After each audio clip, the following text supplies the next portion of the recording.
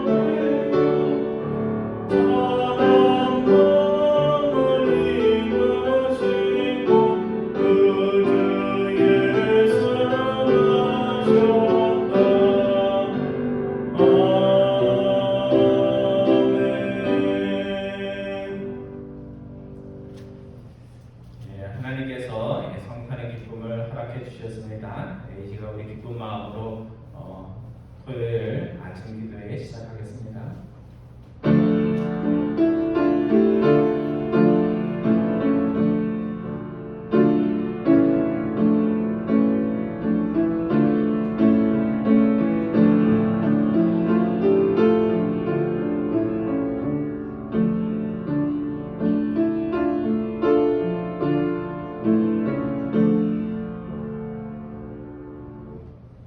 참빛 곧 세상에 와서 각 사람에게 비치는 빛이 있었나니 영접하는 자 곧 그 이름을 믿는 자들에게는 하나님의 자녀가 되는 권세를 주셨느니라.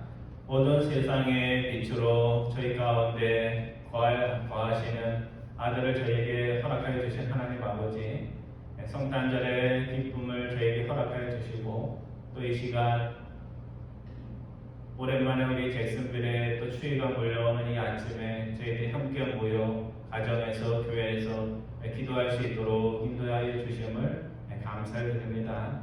저희들 모든 세상 가운데 살아갈 때 주님께서 저희에게 빛을 비춰주셔서 세상에 하나님을 아는 빛들을 저희들이 비치며 살아갈 수 있도록 인도하여 주옵소서. 이 시간 간절한 기도의 소원 가지고 주님 앞에 나갑니다.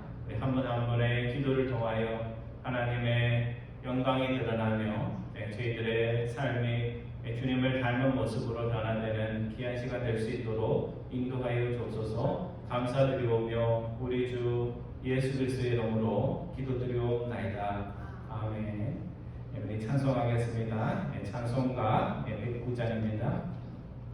찬송가 109장 통일 찬송가로도 같습니다. 고요한 밤 거룩한 밤 109장입니다.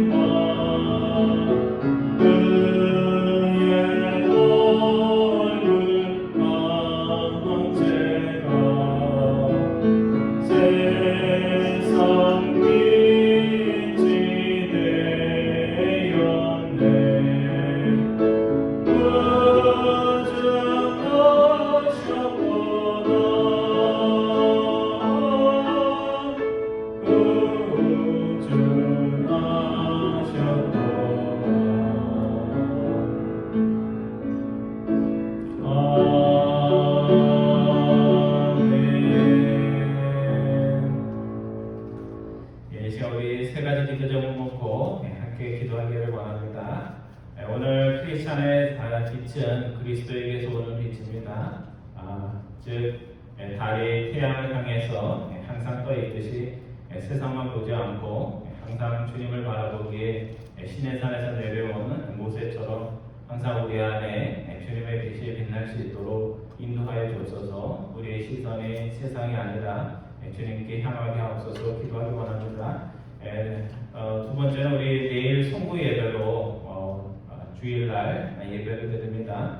코로나19로 정신없이 달려온 한 해 그 가운데서도 또 어려움 속에 우리를 지켜주신 하나님의 은혜를 기억하면서 또 새해는 더욱 정신 차리고 먼저 주님의 나라와 의를 구하며 사는 한 해 될 수 있도록 위해서 기도해 주시기 바랍니다. 세 번째는 여러분 각자의 간절한 기도 제목 놓고 함께 기도하겠습니다. 소리 내서 또 소리 내지 않고 기도하겠습니다.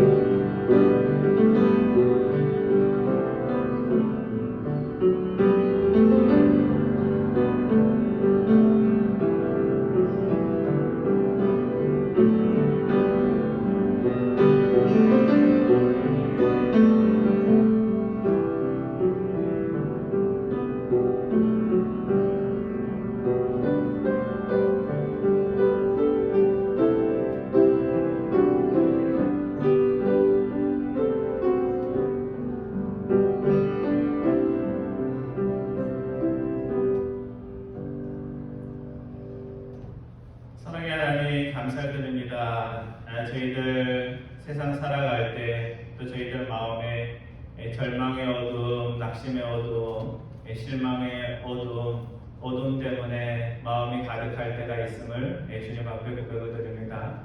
빛으로 오신 주님을 기억하며 주님께서 이 땅에 오셔서 소망 없는 자들, 또 빛이 없는 자들, 삶의 기쁨이 없는 자들에게 기쁨을 주시고 소망의 빛을 주시고 또 용기의 빛을 허락하여 주신 것을 저희들이 기억할 수 있도록 인도하여 주옵소서. 2020년도 어느 해보다 힘든 해였지만 그 가운데 저희들이 알지 못하는 방식으로 또 주님께서 저희들을 도우셨던 것을 저희들이 기억을 합니다. 저희들의 입술에 항상 찬양의 노래가 끊어지지 않도록 인도하여 주시고 주님 2021년도에는 세상의 어수선함에 저희들의 마음 쓰지 아니하고 위축되지 않고 주님을 온전한 마음으로 찬양하며 영광 돌리는 한 해가 될 수 있도록 주님께서 은혜로 도와여 주옵소서.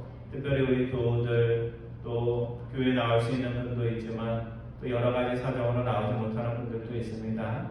교회를 위해 기도할 수 있도록 인도해 주시고 또 삶의 자리에서 또 하나님께 교회에서 예배드리는 것보다 더 정성을 다하여 하나님께 영광 돌리며 말씀을 마음에 간직하며 살아가는 하나님의 백성들 다 될 수 있도록 인도하여 주셔서 정말 하나님의 영광과 빛이 나는 귀한 잭슨빌 한인장로교회 모든 교우들 될 수 있도록 인도하여 주옵소서.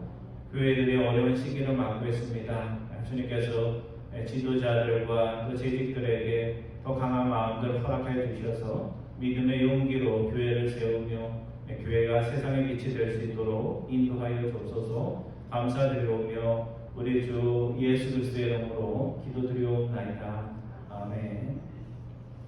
오늘 하나님께서 저에게 주시는 말씀은 요한복음 1장 말씀입니다.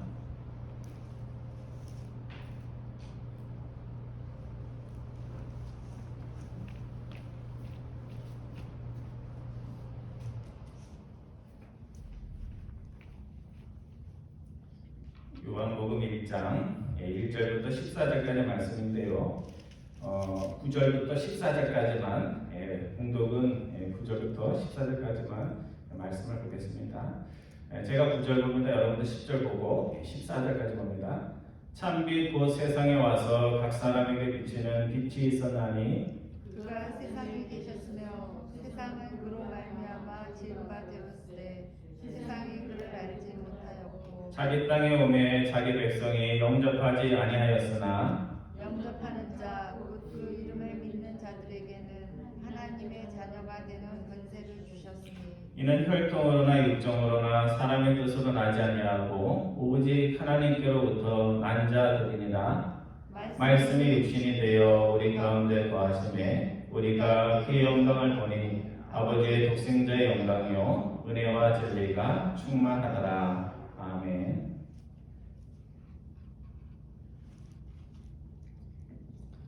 올해로 제가 미국에 온 지 한 23년 정도가 됩니다.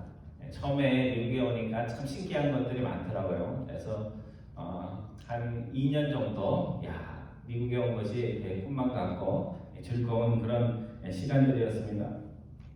근데 처음에 미국에 왔을 때 성탄절이 가까웠는데 저희 가정의 기쁨은 이제 차를 타고 이렇게 드라이브를 하면서 이렇게 어두운 저녁에 집 앞을 장식하고 또 집을 장식한 그 크리스마스 등불을 보는 것이 저희 가정의 한 기쁨이었습니다. 연모리 근처 학교 아파트에 살았는데 주변에 고풍스러운 집들이 참 많았습니다. 여러분도 연모리 가보시면 거기에 옛날에 지은 집들 이렇게 나무도 굉장히 오래된 나무 사이사이에 이렇게 집들이 있는데요. 이렇게 새 집처럼 그런 맛은 없어도 고풍스러운 것이 굉장히 좋습니다. 근데 밖에 나갈 일이 없는데 일부러 크리스마스 장식 불을 보기 위해서 학교 근처 주택가를 몇십 분이고 이렇게 아이들과 함께 드라이브 했던 것이 기억이 납니다. 그때만 해도 요즘 어떤지 모르는데요.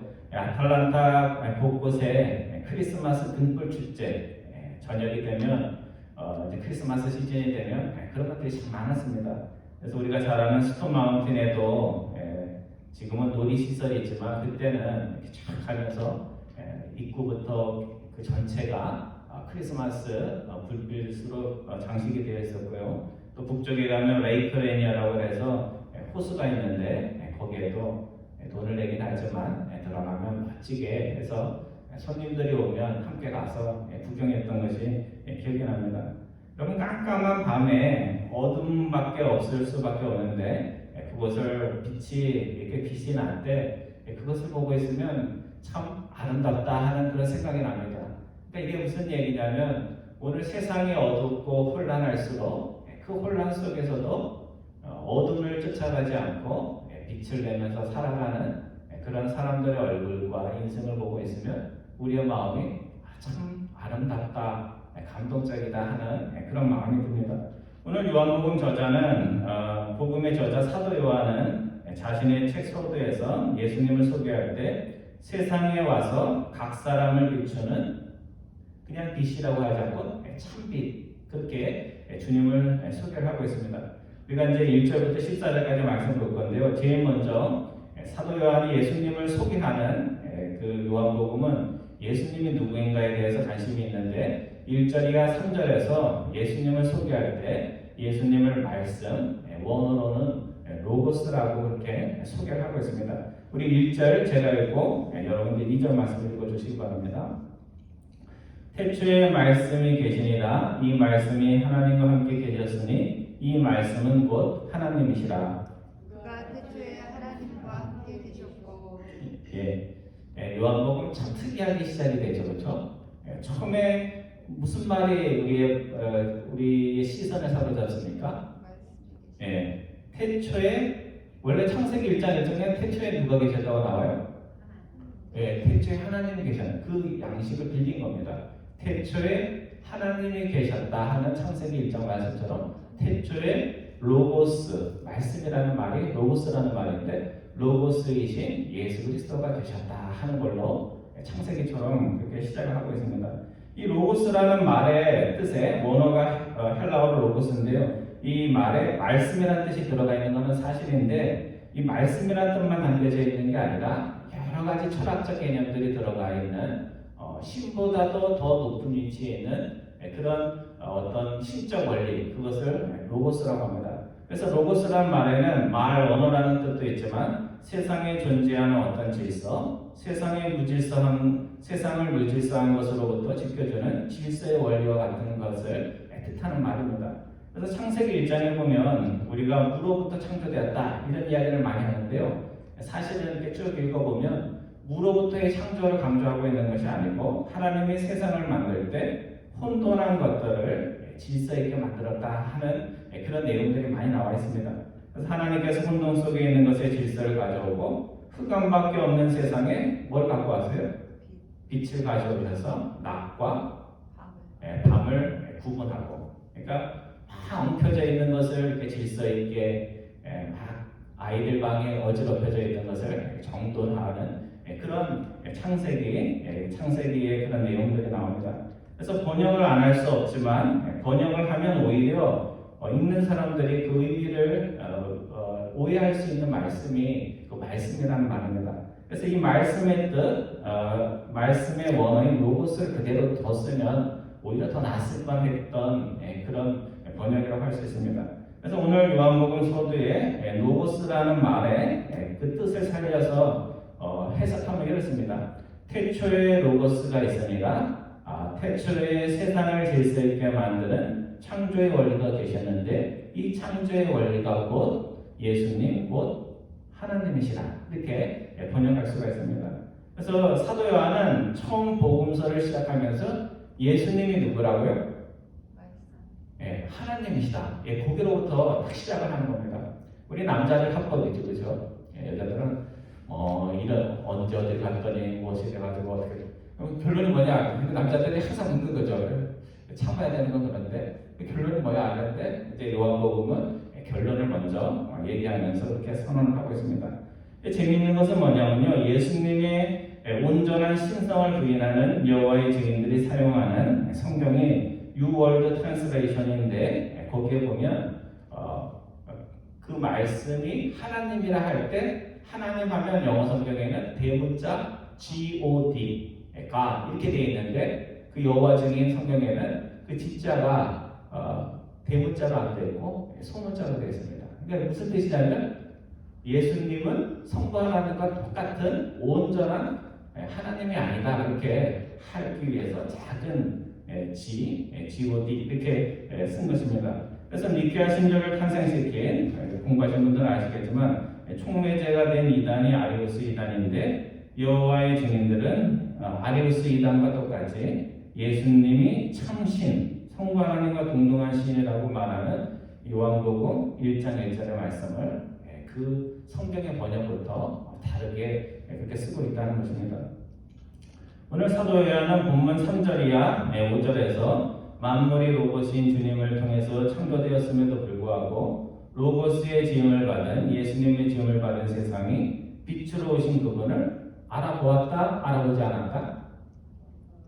알아보지 못했다 그렇게 말씀하고 있습니다. 거기 3절부터 5절까지 말씀 우리 한 번씩 읽으면서 내용을 생각해 보기 바랍니다. 제가 3절 읽고 여러분들이 4절, 5절 말씀 읽어 주시기 바랍니다. 만물이 그로 말미암아 지은 바 되었으니 지은 것이 하나도 그가 없이는 된 것이 없느니라. 그 안에 생명이 있었으니 그 생명은 사람들의 빛이라. 5절 말씀 같이 봅니다. 빛이 어둠에 비치되 어둠이 깨닫지 못하더라.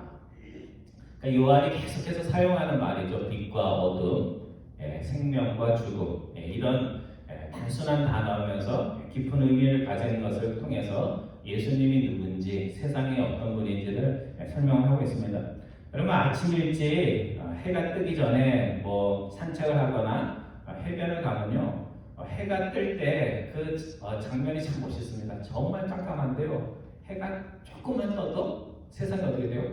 뭐 저기가 바다야 여기가 해변이야 알 수 없던 곳이 해가 뜨자마자 빛이 나오자마자 세상의 아름다움이 드러납니다. 그 얘기는 뭐냐면 세상이 아무리 아름다워도 빛이 사라지면 어떻게 된다고요?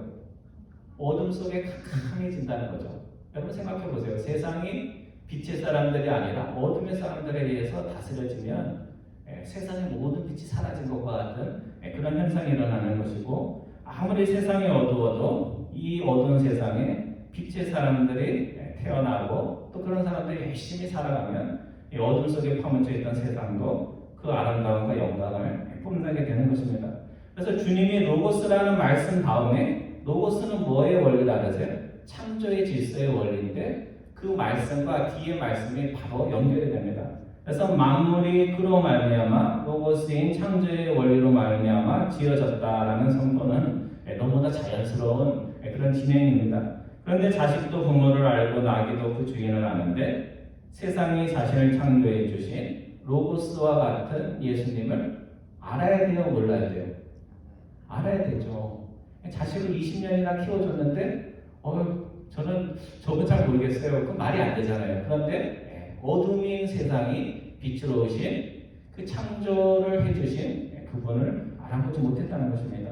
왜 사도 요한은 로고스로 오신 주님을 생명과 빛으로 오신 그분을 알아보지 못하는 세상을 어둠으로 지칭했을까? 이 생명과 빛, 어둠, 그리고 생명에 반대되는 죽음, 이것은 주님의 의미가 우리에게 세상에 어떤 의미인지를 설명하는 것입니다. 그러니까 생명은 생명이 있어야 살 수 있고 또 세상은 빛이 있어야 살 수 있는 것처럼 오늘 우리들은 누가 필요하다고요? 빛으로 오시고 생명으로 오신 그분을 받아들이지 않고는 아무리 세상이 밝게 빛이 나도 빛이 나는 것이 아니다라는 것을 사도 요한이 이야기를 하는 것입니다. 노년이 돼서 사랑하는 배우자를 잃고 갑자기 삶의 의욕과 의미를 잃어버리고 청명함도 잃어버리는 그런 분들을 주위에서 보실 것입니다. 저분 굉장히 청명하셨던 분인데 배우자가 죽고 나서 갑자기 삶의 의욕을 잃고 이게 뭐지 하시는 그런 분들을 여러분들이 주위에서 볼 것입니다. 그러니까 배우자가 그에게 있어서는 삶의 의미요 빛이었던 것입니다. 그러니까 사도 요한은 본문 4절에서 생명과 빛을 잃었던 세상에 생명과 빛으로 오신 그분이 오셨다는 그 사실이 우리에게 얼마나 감격스럽고 대단한 일인가를 설명을 하고 있는 것입니다. 사도 요한은 오늘 본문 6절 이하 8절까지 말씀을 통해서 빛의 증언자인 세례 요한에 대해서 말씀하고 있습니다. 우리 6절 이하 8절까지 말씀 한 절씩 읽고 8절은 함께 읽겠습니다. 제가 6절 봅니다. 하나님께로부터 보내심을 받은 사람이 있으니 그의 이름은 요한이라. 그가 증언하러 왔으니 그 빛에 대하여 증언하고 모든 사람이 자기로 말미암아 믿게 하려 함이라. 8절 말씀 같이 합니다. 그는 이 빛이 아니요 이 빛에 대하여 증언하러 온 자라. 성경에 보면 요한이 여러 사람이 나오죠, 그렇죠? 요한복음을 쓴 사람도 사도 요한이고 또 세례를 베푼 그 사람도 누구예요? 세례 요한. 그런데 오늘 본문에 보면 세례 요한이라고 되어 있지 않고 그냥 요한이라고 되어 있습니다. 그러니까 그러니까 요한복음의 저자인 사도 요한은 세례 요한을 세례 준 것에 관심 있는 그거를 이야기하지 않고 하나님께로부터 보내심을 받은 자다 그렇게 하면서 그냥 요한이라고 소개를 하고 있습니다. 두 번째 사도 요한을 어떻게 소개하냐면 7절에 빛에 대하여 증언하는 증인이다 그렇게 말씀합니다. 이 증인, 여호와의 증인할 때 그 증인이 영어로 위트니스라는 말이거든요. 굉장히 좋은 말입니다. 굉장히 성경에서 소중한 말인데 이 이단에서 그 말을 써갖고 이 위트니스라는 말이 뭐 좀 안 좋은 말처럼 되지만 증인이 굉장히 중요합니다. 재판을 할 때 요즘 한국 정치를 보면 재판할 때 증인이 굉장히 중요해요. 어떤 증인이 나와서 어떤 증언을 하느냐에 따라서 대통령이 탄핵을 당하기도 하고 안 당하기도 하고 그 다음에 검찰총장이 직무에 복귀하기도 하고 안 하기도 하고 그래서 증인이 된다는 것이 굉장히 박중한 책임이구나 이런 것들을 우리가 느끼고 있습니다. 마지막으로 사도 요한은 8절에서 그는 세례 요한은 빛에 대하여 증언하기 온 사람은 맞지만 뭐는 아니라고요? 빛은 아니라 그렇게 말씀을 합니다. 그러니까 빛에 대해서 증언하기 온 사람이지 빛은 아니다라는 말씀은 그 당시 세례 요한이 예수님보다도 더 큰 사람으로 여겨졌는데 너희들이 생각하는 것처럼 세례 요한이 메시아가 아니고 누가 메시아라고요? 예수님이 메시아고 그에 대해서 증언하는 빛에 대해서 증언하는 사람이 세례 요한이다 이렇게 말씀하고 있습니다. 그러니까 세례 요한에 대한 얘기를 하려는 것이 아니고 세례 요한 얘기를 하면서 예수님이 세례 요한의 증언을 받는 메시아요 세상에 오신 참빛이라는 것을 설명을 하고 있는 것입니다. 성도 여러분 오늘 우리는 예수님과 같은 존재가 아니고 세례 요한과 같은 존재들입니다.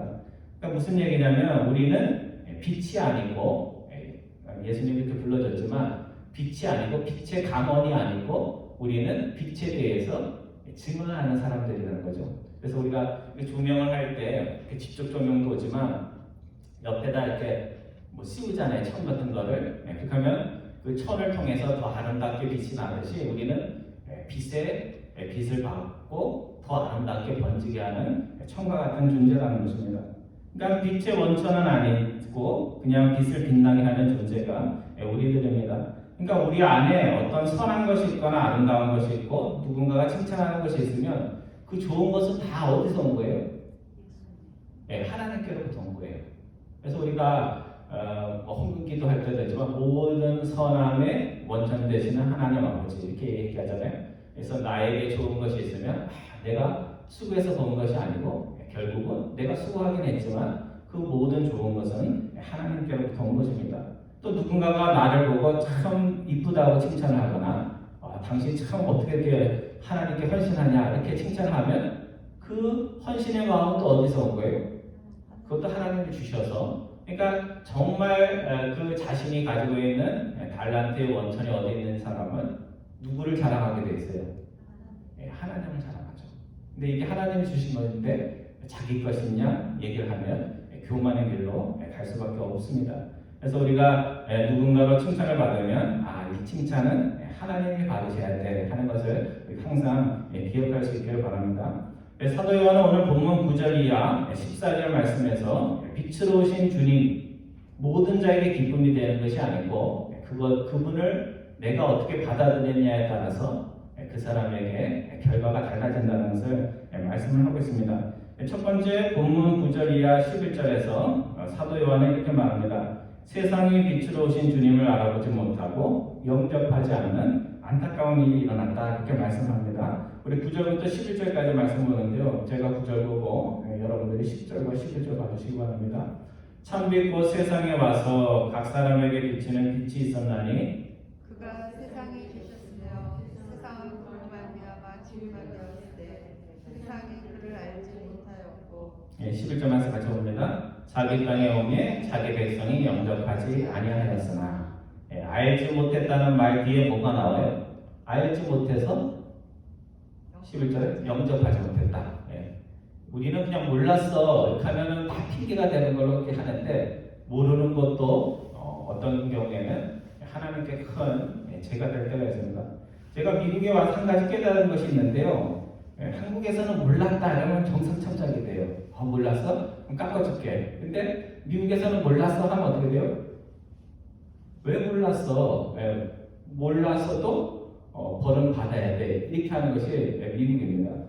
제가 처음 낚시를 배울 때 제가 충청도 출신이기 때문에 바다 근처도 못 가던 사람이에요. 개울에서 아버지 타기 낚시하는 것만 보던 사람인데 바다 낚시를 하니까 참 재밌어요. 그래서 이제 박사과정 이제 끝무렵에 이렇게 머리도 아프고 그러면 이제 낚시하러 갔는데요. 그때는 무슨 고기를 잡아야 되는지, 무슨 고기를 잡는데 사이즈 제한이 있다든지, 무슨 어떤 고기는 또 어떤 계절에는 잡으면 안 된다는 그런 것도 모르고 그냥 아무거나 잡히면 좋아하던 그런 때가 있었습니다. 그래서 그것이 불법이라는 것 정도는 알고 있었는데 경찰이 와서 정말 딱지를 때리라는 생각을 하지 못했습니다. 여기 플로리다는 별로 단속이 심하지 않은 것 같아요.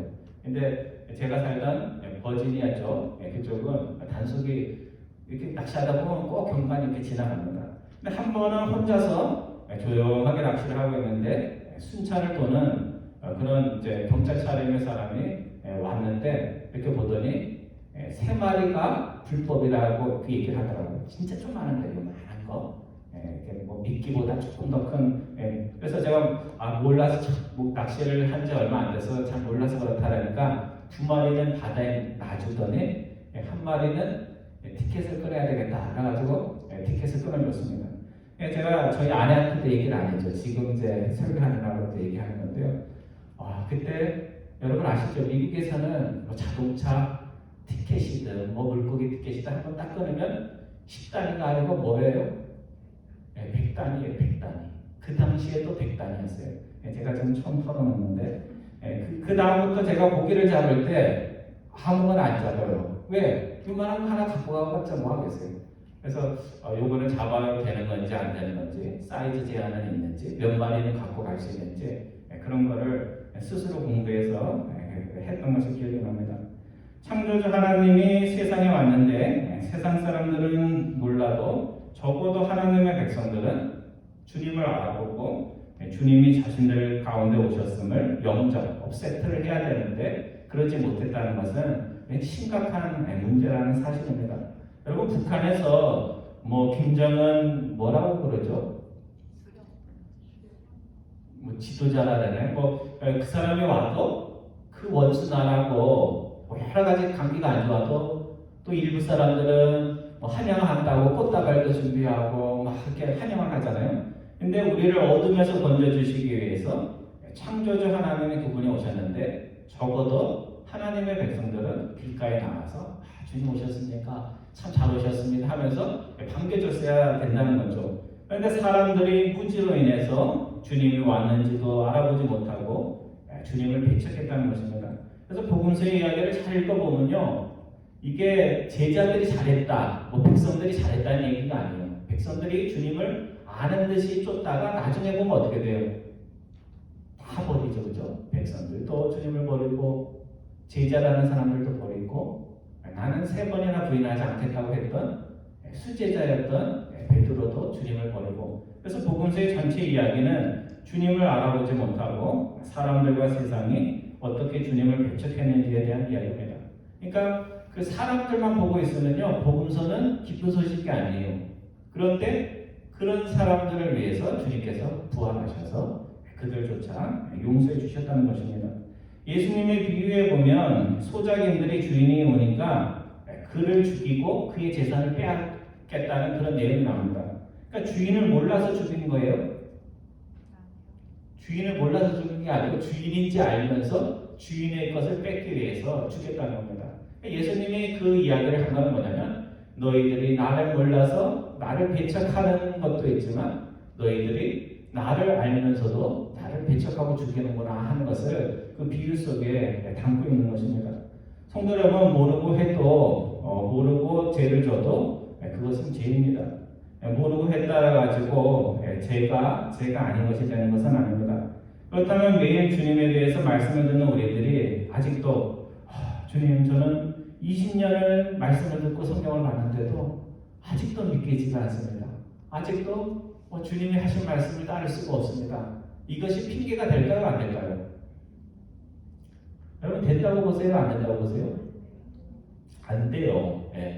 여러분, 피싱 하다가 그거 잘못한 것도 몰라 따라가서 죄가 아니듯이 우리가 10년을 믿고 20년을 믿고 30년을 믿고 내 마음속에 아는 게 있는데도 그것을 지키지 않고 하지 않는 것은 주님 앞에 더 큰 실망이 되고 아픔이 된다는 것입니다. 그래서 주님께서는 주여 주여 너희가 입술로만 외치지 말고 마음 깊은 곳에서 주님을 알고 주님을 너희의 삶의 구세주로 주인으로 영접하며 살라, 이렇게 말씀을 하고 있습니다. 두 번째, 사도 요한은 본문 12절에서 13절에서 주님을 배척하는 자들이 아니라 주님을 영접하는 자들은 하나님의 자녀가 되는 권세가 주어진다고 말씀하고 있습니다. 제가 12절 읽고 여러분들 13절 말씀 읽어주시기 바랍니다. 영접하는 자, 그 이름을 믿는 자에게는 하나님의 자녀가 되는 권세를 주셨으니 이는 혈통으로나 육정으로나 사람의 뜻으로 나지 아니하고 오직 하나님께로부터 난 자들이니라. 믿는다는 말은 영접한다는 뜻입니다. 그래서 성경에 믿는다는 말과 세상에 믿는다는 말은 달라요. 세상에 보면 순진하게 남이 뭐 얘기하면 잘 믿는 사람들이 있죠. 그죠? 어떤 사람들은 영합해가지고 아무리 뭐 이렇게 믿는 것처럼 얘기를 해도 안 믿는 사람들이 있어요. 근데 성경이 말하는 믿음의 핵심은 누가 얘기한 걸 듣냐 안 듣냐 그 차원이 아니고 예수님을 받아들이냐 안 받아들이냐 그걸 가지고 믿음에 대해서 얘기를 합니다. 그러니까 어떤 사람이 성경을 열심히 읽어요. 교회는 안 나와도 나는 열심히 성경 읽어. 그런데 예수님을 믿는 사람의 어떤 증거나 흔적이 나타나지 않으면 그 사람은 예수 믿는 사람이 안 맞는 사람이에요. 집에서 아무리 성경을 보고 찬송가를 봐도 또 교회를 아무리 열심히 나와도 내 안에 예수님을 받아들인 증거가 없으면 나는 예수님을 안 믿는 사람이구나, 이렇게 우리가 생각할 수 있어야 됩니다. 그래서 사도 요한이 7절에서 세례 요한에 대해서 이렇게 얘기합니다. 그가 빛의 증인이 된 것은 그의 증언을 듣고 모든 사람이 창비되신 그분을 어떻게 하기 위해서? 7절에 믿게 하기 위해서. 세례 요한이 증언만 한 것이 아니라 그 증언을 통해서 모든 사람이 예수를 믿게 하기 위해서 자신이 세례 요한으로서의 사명을 감당했다는 것입니다. 또 사도 요한은 요한복음 말미, 굉장히 유명한 말씀이죠. 요한복음을 쓴 목적에 대해서 이렇게 얘기합니다. 인포메이션을 주기 위해서가 아니라 오직 이것을 기록하면 너희로 예수께서 하나님의 아들 그리스도이심을 믿게 하려 하며, 오늘 말씀을 하면 예수 그리스도가 로고스인 것을 믿게 하려 하며, 믿어서 어떻게 한다고요? 또 너희로 믿고 그 이름을 힘입어, 그리스도의 이름을 힘입어 뭐를 얻게 하기 위해서? 생명을 얻게 하려 함이라. 그래서 오늘 본문에 나오는 생명이라는 말씀이 다시 요한복음 말미에 다시 생명, 믿는 것과 생명을 얻는 것이 연결이 되고 있습니다. 그러니까 예수를 믿으면 빛이 없는 자에게 빛이 생기고 생명이 없던 자에게 뭐가 생긴다고요? 생명이 생기는 그 놀라운 기적이 있기 때문에 너희들이 그렇게 하기를 원하는 간절한 마음으로 내가 복음서의 내용들을 쓰게 되었다 하는 그런 이야기입니다. 마지막으로 유명한 말씀이 요한복음 14절 말씀입니다. 로고스가 말씀이 되고 우리 가운데 거하셨다, 그렇게 사도 요한이 말하고 있습니다. 우리 14절 말씀, 요절 중에 또 요절이죠. 14절 말씀 다 같이 한번 공독합니다. 시작. 말씀이 육신이 되어 우리 가운데 거하심에 우리가 그의 영광을 보니 아버지의 독생자의 영광이요 은혜와 진리가 충만하더라. 사도 요한 시절에 가장 존귀한 말, 신들, 그리스 신화에 나오는 신들보다 더 존귀한 말이 뭐냐면요, 로고스라는 말이에요. 그래서 헬라에 나오는 신들은 빈덩 맞습니다, 인간처럼. 그런데 이 로고스는 빈덩 맞은 그런 신이 아니에요. 그러니까 최고의 신이 로고스입니다. 그러면 헬라 사람들이 최고로 비천하다고 생각하는 게 뭐냐면 육신이에요, 육신. 그래서 헬라어에는 이 육신을 가리키는 말이 두 가지가 있어요. 소마, 그는 바디라고 번역을 해요. 몸이라고 번역을 하고, 제일 낮은 단계는 육신, 이거는 사르크스라는 말인데, 이것은 몸을 얘기할 때 프레시라고 번역이 되어 있고, 죄가 들어가 있는 인생을 가리킬 때 이 사르크스라는 말을 씁니다. 그래서 왜 로고스에 쓴 그분이 헬라인들이 경멸하는 단어 육신 사르크스가 되었다는 이 파격적인 말을 사도 요한이 사용을 했을까? 두 가지 이유 때문에 그렇습니다. 첫 번째는 주님이 인간이 되긴 하셨지만 그 경멸스럽고 저질인 육신이 되었을 리가 없다 하면서 예수님이 육신을 입고 이 땅에 온 것을 부인하는 사람들이 사도 요한 시대에 많이 있었습니다. 그래서 어떤 분들이 그렇게 생각하죠. 예수님이 몸으로 오지 않고 뭘로 왔다고요? 영으로 오셨다. 그렇기 때문에 십자가에서 죽은 것이 아니다. 뭐 이런 식의 이단들이 있는데 그것을 부인하기 위해서 그런 표현을 쓴 것입니다. 두 번째로 성탄절의 기적은 로고스처럼 고귀한 하나님께서 육신처럼 미천하고 낮은 우리 가운데 거하신 사건이라는 것을 말씀을 하고 있는 것입니다. 이스라엘 백성들이 출애굽할 때 하나님이 그들이 사는 천막에 내려오셔서 그들 가운데 거하셨습니다.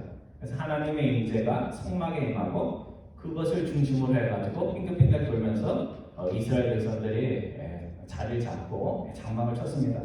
여러분이 산행을 가갖고 산에서 천막, 요즘 한국에 천막 치고 뭐 이런 거 굉장히 유행인데요. 근데 하러 갔는데 여러분 혼자 간 것이 아니라 아주 유명한 사람, 대통령이 여러분과 동행하면서 그 좁은 텐트에 나도 좀 한번 하룻밤 보냈으면 좋겠다. 그러면 여러분 어떨 것 같아요? 참 영광이죠, 그렇죠? 영광 중에 영광. 그걸 또 사진으로 찍어가지고 남길 것입니다. 제가 전교에 있을 때 현직에 있는 대통령을 만나서 그것을 함께 사진을 찍은 은퇴 장로님이 계셨습니다. 어떤 대통령이냐면 클린턴 전 대통령이었는데 대통령 시절에 아틀란타 다운타운에 있는 그 가게 그로서리 이렇게 따닥따닥 붙어져 있는 그로서리에 찾아온 적이 있습니다. 그런데 그 클린턴 대통령이 공교롭게 우리 장로님 가게에 들어와가지고 이렇게 이제 방문하면서 이제 왔으니까 뭐예요? 둘 다 사진이 필요하잖아요, 그렇죠? 대통령도 필요하고 그래서 사진을 찍고 그 장로님이 그것을 이제 현상을 해가지고 액자에 넣어가지고 가게에다 이렇게 걸어둔 그런 것들을 보게 되었습니다. 여러분 대통령이 그 장로님하고 무슨 친분이 있어서 온 게 아니고 잠깐 지나가다가 나는 이렇게 서민들을 챙기는 대통령이라는 거 흉내내기 위해서 잠깐 와가지고 사진을 찍은 것입니다. 근데 그것도 큰 영광이라고 사진을 찍고 그것을 액자에 넣고 그것을 갑오처럼 소중히 여기는 것입니다. 여러분 성탄절이 어떤 날인가? 주님께서 그냥 잠시 세상 지나가다가 세상에 들른 날이 아닙니다. 주님께서 우리 가운데 온전한 육신으로 거하기 위해서 찾아오신 날입니다. 주님이 우리 가운데 하나님이 너희를 이처럼 사랑한다는 것을 보여주기 위해서 육신으로 오시고 인간이 겪는 모든 것들을 겪으시고 마지막에 그 어려움 속에서 고통사람 같았으면 막 저주를 할 텐데 저주하지 않고 세상을 복을 주고 용서해 주시고 하나님의 품으로 돌아가신 그 날이 시작날이 성탄절입니다. 일제 지배의 마지막 날 어둠만이 무겁게 누르고 있을 때 독립투사들이 독립의 불씨 소망을 잃지 않고 그것을 살려내기 위해서 외롭고 힘든 싸움을 싸웠던 것처럼 주님께서는 이 땅에 오셔서 하나님을 알지 못하고 배척하는 어둠의 세상 속에서 하나님을 아는 자들, 영접하는 자들을 이 땅에 심고 돌아가실 날의 성탄절입니다.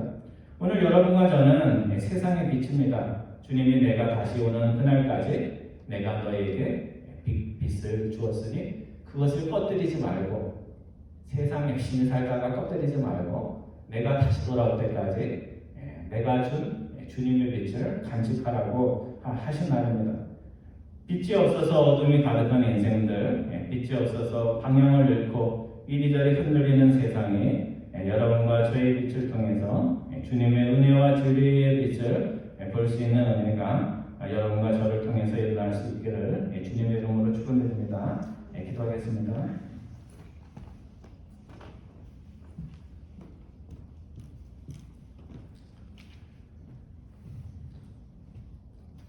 참빛을 저희들에게 허락하여 주신 하나님 아버지, 어둠의 세상에 살면서 주님을 알지 못하던 저희들이 하나님의 은혜로, 하나님의 전적인 은혜로 주님을 아는 빛을 가슴에 품고 살아갈 수 있도록 인도해 주셨음을 감사드립니다. 세상의 빛으로 찬란하지만 하나님의 빛이 없어, 주님의 빛이 없어 날마다 제약과 살인과 폭력과 하나님을 대적하는 일들이 일어나는 세상 속에 저희가 살아감을 주님 앞에 고백드립니다.